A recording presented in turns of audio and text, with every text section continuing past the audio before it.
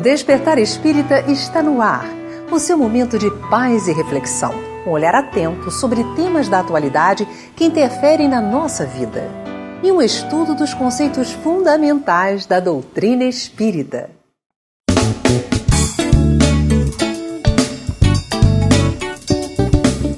O prazer é uma resposta do organismo ou da mente, indicando que nossas ações estão nos proporcionando bem-estar. Mas se o prazer pode trazer benefícios reais, também pode ser um passo na direção de vícios e dependências. Na visão espírita, os prazeres da alma estão relacionados à conquista das virtudes. Precisamos desenvolver hábitos saudáveis que poderemos continuar a vivenciar quando voltarmos à vida espiritual, como o cultivo das boas amizades, das artes, do serviço ao próximo.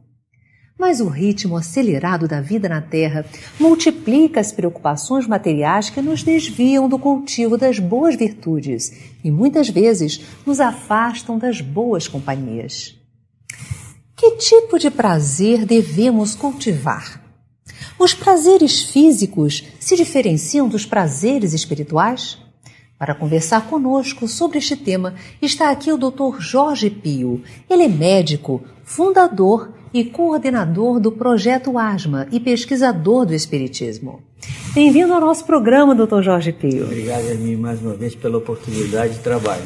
É sempre uma alegria tê-lo aqui conosco. É uma alegria minha. Mas o que vem a ser esse Projeto ASMA, doutor? O Projeto ASMA é o seguinte, nos anos 60 começou a haver um grande progresso na terapêutica das doenças respiratórias, o conhecimento da fisiologia, etc. E muitos remédios, muitos medicamentos foram criados e houve uma aparente melhoria na terapêutica. Mas, por incrível que pareça, e paradoxalmente, a mortalidade aumentou brutalmente. E aí chamou muito a nossa atenção que o que ajudava ao paciente a reduzir a mortalidade, são 7.500 mortes por ano, era naquela época, e hoje um pouco menos, mas também houve um crescimento da população, de sorte que do ponto de vista estatístico, houve uma queda da mortalidade. E o diferencial que produziu isso foi a educação. Aí surgiu a ideia de montar um serviço voltado para o paciente visando a educação. Lá nós damos uma assistência médica de padrão, do melhor padrão de ponta, com todos os medicamentos, com as vacinas para os casos de alergia, praticamente a custo zero ou quase zero. E é uma instituição praticamente autossuficiente hoje, porque nós trabalhamos lá gratuitamente e tem os pacientes que pagam um preço bem módico pela consulta e esse dinheiro reverte para os carentes. Esse é o Projeto ASMA.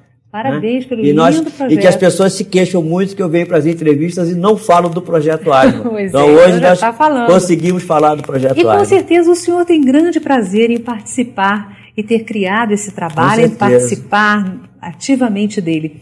E aí eu vou começar com a nossa primeira pergunta. Que prazeres nós devemos cultivar na vida?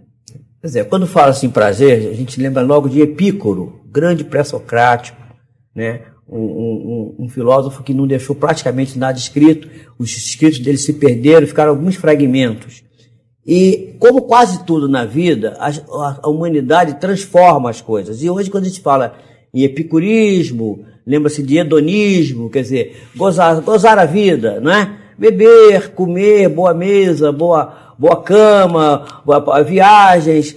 E Epícoro não ensinou absolutamente nada disso. Epícoro era um homem absolutamente modesto, simples, comia pouquíssimo, comia alguns legumes, azeitonas. Ele morava lá na Grécia, numa pequena cidade. Depois ele até se muda para um lugar do interior. E ele achou-se um pequeno escrito dele, uma carta, que ele mandava essa missiva para um amigo pedindo um pedaço de queijo para que ele pudesse se banquetear, porque ele achava o queijo muito caro. Então ele era um homem de uma vida super simples e ele prega 3 elementos para a felicidade. O primeiro, cultivar a amizade e sempre ter os amigos próximos e nunca comer a não ser sentado à mesa com os amigos conversando. Então a gente nunca ia encontrar o Epícoro num fast food, comendo um hambúrguer, uma coisa desse tipo, de jeito nenhum. Então, primeiro é cultivar os amigos, estar próximo deles, né? Parlamentar com eles, discutir as coisas do cotidiano. E o segundo elemento é que ele chama de independência ou liberdade, ou seja, a pessoa não ser parasita, ter a sua autossuficiência, que é a palavra que ele usa, autossuficiência. Então ele até vai para o interior e planta as suas verduras para que ele não tenha que recorrer a ninguém, e distribui aquilo e procurar tirar da própria terra o seu sustento, viver uma vida simples.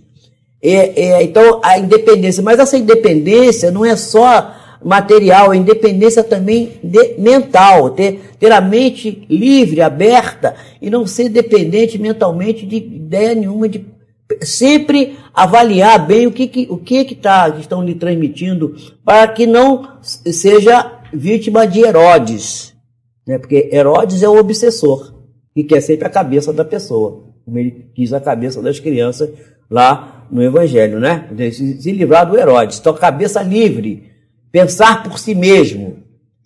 Então, primeiro, os amigos, a amizade. Segundo, a liberdade, né? E o terceiro, o que os americanos chamam de self-management, quer dizer, manejar a si próprio, quer dizer, autoconhecimento. Está sempre se reavaliando, sempre buscando se conhecer, buscando ver o que está fazendo, o que eu estou fazendo da minha vida. E a pergunta 919 do Livro dos Espíritos, conhece-te a ti mesmo, tão falada e tão repetida. Então, o prazer não está nas coisas materiais, mas está nas coisas da alma. Porque cultivar amigos nos remete ao Cristo.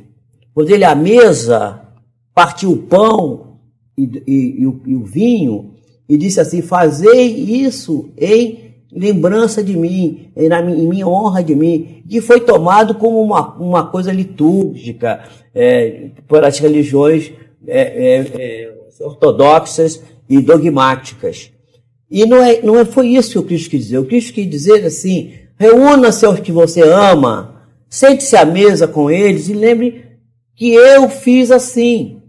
Porque Jesus diz assim: aprendei de mim, que sou manso e puro de coração.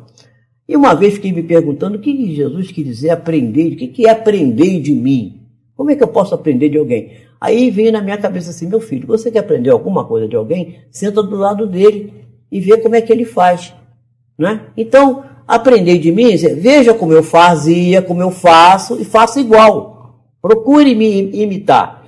No início você vira um mímico, imitando. Depois você acostuma, aprende a fazer e a coisa fica natural. Agora, Dr. Jorge Pio, como nós podemos construir bons hábitos na nossa vida? Muitas vezes nós estamos com uma vida desequilibrada, aí nós damos uma parada, não, eu quero conquistar coisas boas na minha vida, eu quero ser feliz. Como criar esses bons hábitos? A primeira coisa que nós temos que fazer é exatamente isso que você falou: parar e refletir. Né? Refletir. O que é que eu estou fazendo na minha vida? O que eu estou produzindo? E nós sabemos que as virtudes, elas não se fazem, não nascem assim no assodamento.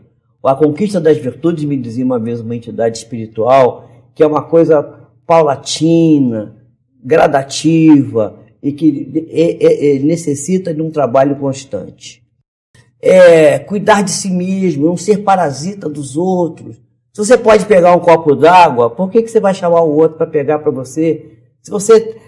Muitas das vezes a gente está cansado, está com fadiga. A gente já acorda cansado, parece que nem dormiu. Mas se a gente se levanta e se movimenta, o cansaço passa. Então, o trabalho constante, a dedicação ao trabalho, os espíritos dizem isso, o trabalho é uma bênção. Né? Trabalhar sempre, muito, preferencialmente com abnegação. Então, a busca da transformação interna, a busca do bem, E a gente pode estar realizando o trabalho no bem no nosso trabalho do cotidiano, até na profissão, ganhando no seu ganha-pão normal, que é necessário ser feito. Mas ali você pode estar exercendo um trabalho do Cristo, porque você não vai fazer o trabalho pelo dinheiro, mas vai fazer o trabalho pelo bem que você possa produzir a alguém, visando a elevação, como pede Joana de Ângeles, que nos concita lá no Homem Integral, né, dizendo que temos que trabalhar em prol dessa criatura que é o maior investimento do Criador, o homem. Fazendo o quê? Dando-lhe honra, dando-lhe condições, retirando da miséria, retirando da situação de indigência, do vício, e mostrando a criatura como fazer. E não adianta pregar com palavra, porque as palavras voam, como diziam os latinos, verbo volant. É preciso pregar com exemplo, como fez o Cristo. Muito obrigada, Dr. Jorge Pio, pela sua presença no nosso programa. Deus te abençoe a todos nós. Faça parte da família Clube de Arte. E por apenas R$18 você vai receber mensalmente DVDs e CDs com músicas da coleção O Canto do Brasil Espírita, visualizações terapêuticas da coleção Encontro com Jesus, entrevistas sobre temas atuais, documentários e muito mais. Ligue 0 Operadora 21 3017 9800 ou acesse clubedearte.org.br. Clube de Arte, a arte espírita a serviço do bem.